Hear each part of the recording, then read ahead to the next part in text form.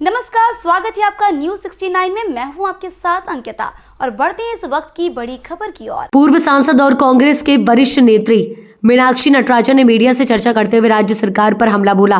उन्होंने कहा कि भाजपा द्वारा किसानों की आय दोगुनी करने का वादा किया गया था पर नहीं किया गया। धान और सोयाबीन को समर्थन मूल्य पर खरीदने को कहा गया था पर नहीं खरीदा गया। महिलाओं के साथ हो रहा उत्पीड़न की घटनाओं को लेकर नटराजन बोली कि प्रदेश में 28,000 से अधिक महिलाओं की गुमशुदगी हुई पर अभी तक उन महिलाओं का कोई अता पता नहीं। आदिवासियों के खिलाफ प्रदेश में लगातार अत्याचार हो रहा है। सरकार प्रदेश की जनता को लाभार्थियों के तौर पर देखती है।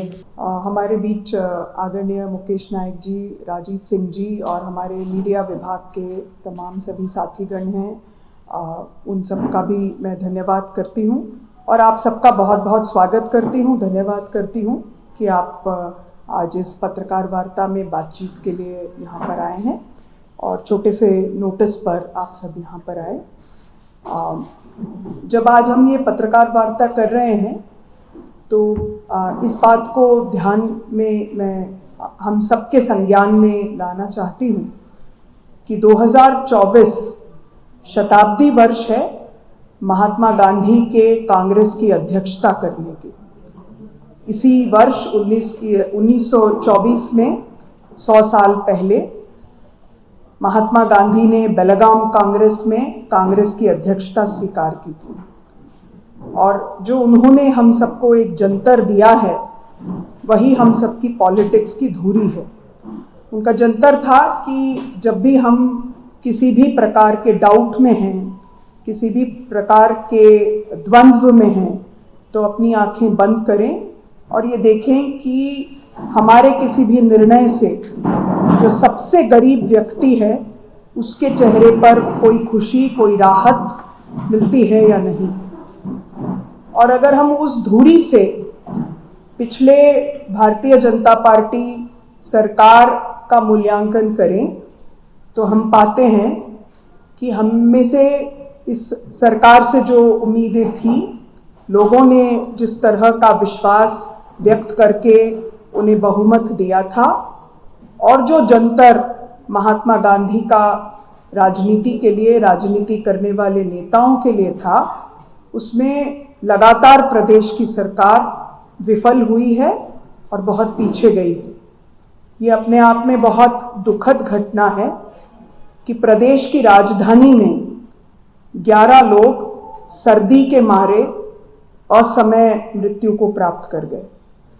ये अपने आप में बहुत दुखद है कि कुछ बच्चे अपनी एक गुल्लक में थोड़े पैसे इकट्ठा करते हैं, भारत जोड़ो यात्रा में जाकर एक युवा नेता से, जो आज हमारे देश के विपक्ष के नेता भी हैं, उनको वो भेंट करते हैं और वो बच्चे और उन जैसे और बच्चे भारत जोड़ो यात्रा की समाप्ति पर श्रीनगर भी पहुंचे। और मुझे इसलिए याद है कि उन बच्चों की व्यवस्था की जिम्मेदारी मेरे पास भी थी। और आज जब हम ये पढ़ते हैं कि केवल उनके इस योगदान के कारण उनको, उनके परिवार को परेशान किया गया।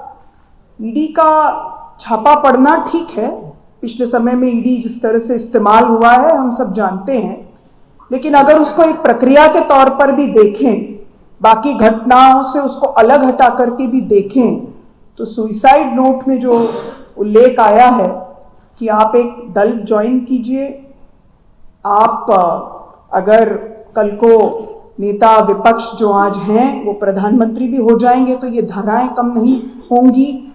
ये जो धमकी का अंदाज है, इसने हम सबके सामने कुछ सवाल खड़े किए हैं। कल से आज तक 2 दिन में संविधान पर बातचीत करने के लिए विशेष 2 दिन संसद में रखे गए। हमारी नेता प्रियंका जी ने कल लोकसभा में अपना मेडन स्पीच किया। आज हमारे नेता राहुल जी जरूर उस बहस में हिस्सा लेने वाले हैं। बहस की हमारे देश में एक परंपरा रही है जिसको पूरी तरह से नष्ट करने की कोशिश देश के स्तर पर भी हो रही है और हमारे प्रदेश के स्तर पर भी हो रही है। और जब संसद पर संविधान को लेकर बातचीत हो रही है, तब अगर हमारे प्रदेश में अलग अलग स्वायत्त संस्थाओं का इस्तेमाल सत्तारूढ़ दल अपनी सत्ता को मजबूत करने के लिए और विपक्ष की आवाज को दबाने के लिए, आम लोगों की आजादी को दबाने के लिए करती है, तो ये बहुत सोचने वाली बात है। और इसीलिए इस पत्रकार वार्ता का खास हमारे लिए मायने हैं। मैं प्रदेश में ये जो हुआ, ये जो हालात बने, जो हालात हम पूरे देश में भी इस वक्त डर का देखते हैं, उस परिप्रेक्ष्य में हम आज की पत्रकार वार्ता कर रहे हैं।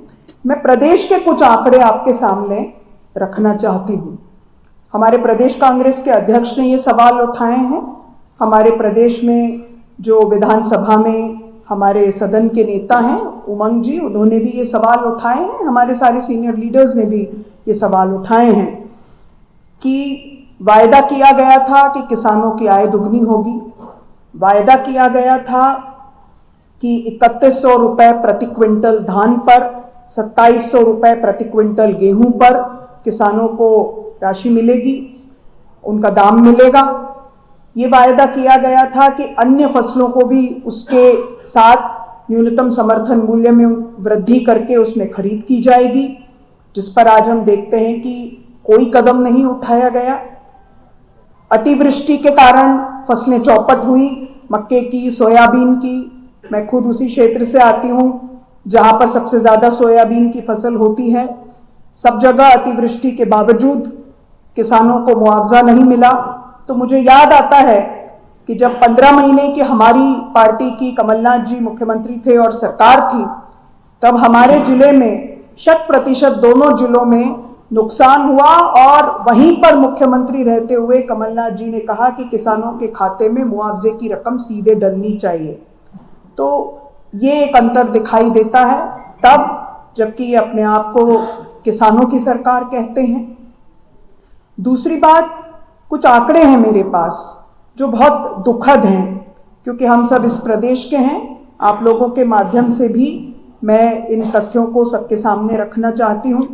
आज पूरे देश में जहां पर शिशु मृत्यु दर की औसत शिशु मृत्यु दर का राष्ट्रीय औसत। इस खबर पर आपकी क्या है राय, हमें कमेंट सेक्शन में जरूर बताएं। तब तक के लिए धन्यवाद।